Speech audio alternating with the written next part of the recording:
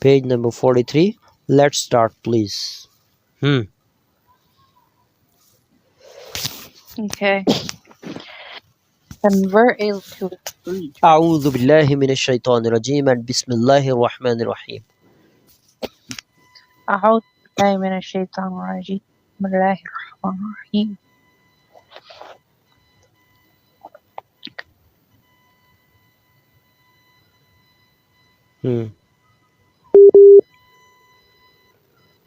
Convert it. A skilled person aggravates his own predicament, often making two disasters out of one.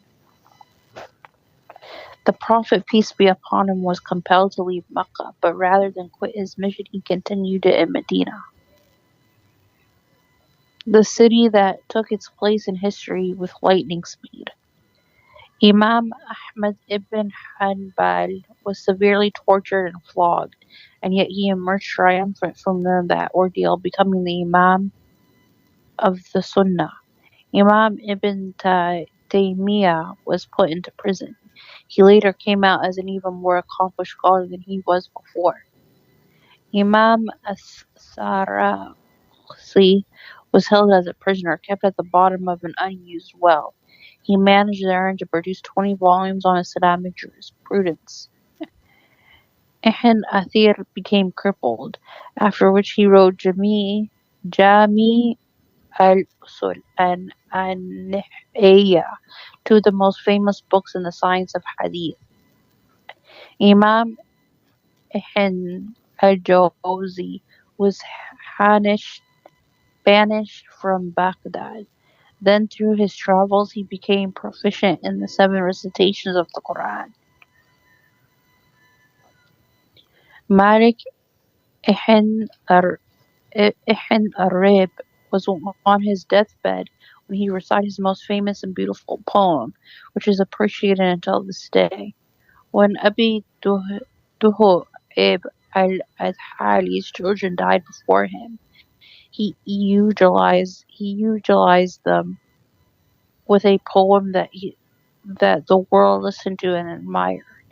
Therefore, if you are afflicted with a misfortune, look on the bright side. If someone were to hand you a glass full of squeezed lemons, add to a handful of sugar. And if someone gives you a snake as a gift, keep its precious skin and leave the rest. And it may be that you dislike a thing that is good for you.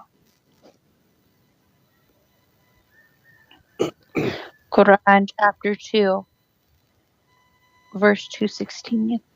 Before this violent revolution, France imprisoned 2 brilliant poets, one an optimist, the other a pessimist. They both squeezed their heads through the bars of their cell windows.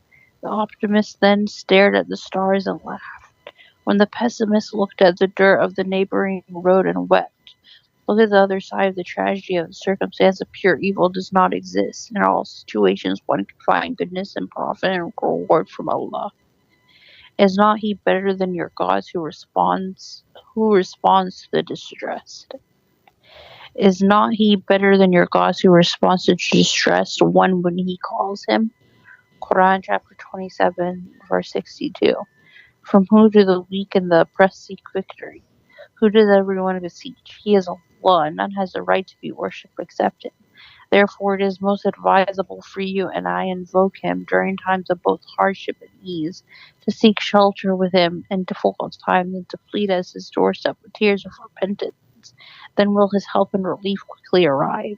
Is not he better than your gods who responds to distress when he calls him?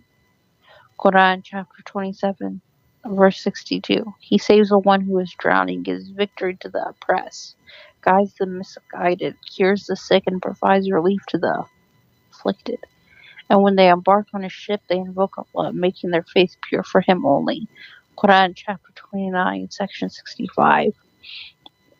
As for the various supplication one makes to remove hardship, I refer you to the books of the Sunnah. In them you will learn prophetic supplications with which you can call to Allah, supplicate to him and seek his aid. If you have found him, you have found everything, and if you lose your faith in him, then you have lost everything. By supplicating to him, you becoming one of the highest forms of life. If you're persistent and you're looking for peace from worry and anxiety, all ropes are cut loose, save his, and all doors are shut, save his. He is near. He hears all the answers those who supplicate to him. Invoke me and ask me for anything. I will respond to your invocation. Quran chapter 40, section ayah 60. If you are living through affliction and pain, remember Allah. Call out His name and ask Him for help. Place your forehead on the ground and mention His praises so that you can obtain true freedom. Raise your hands in supplication and ask of Him constantly.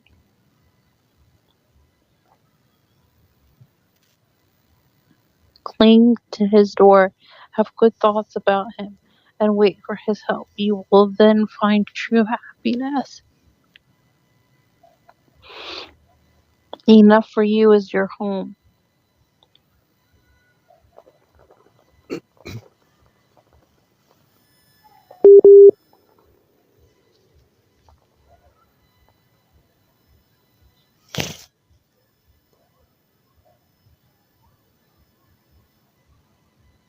Evil and its perpetrators, and to keep those who are foolish at a distance.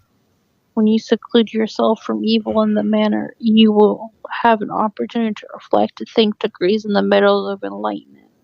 When you isolate yourself from things that divert you from Allah's obedience, you are giving yourself a dose of medicine, when the one the doctors of the heart have found to be the most potent cure. When you seclude yourself from evil and idleness, your brain is stimulated into action. The results are increases in faith and repentance and a remembrance of Allah, the most beautiful, the most merciful. However, some gatherings are not only recommended but necessary. The congregational prayer, circles of learning, and all gatherings of righteousness. As for gatherings wherein frivolity and shallowness prevail, be wary of them. Take flight from such gatherings. Keep over your wrongdoing, hold your tongue, and be content within the boundaries of your home. By mixing with others based on foolish motives, you endanger the stability and soundness of your mind, for the people you indiscriminately mix with are likely to be experts at wasting time, masters of spreading lies, and skilled in spreading both trouble and mischief. Had they marched out with you, they would have added to you nothing except disorder, and they would have hurried about in your midst, spreading corruption, sowing sedation among you.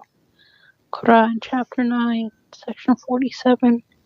I advise you to fortify yourself to your purpose and isolate yourself in your room, except when you leave it to speak well or to do well. When you apply this advice, you'll find that your heart has returned to you.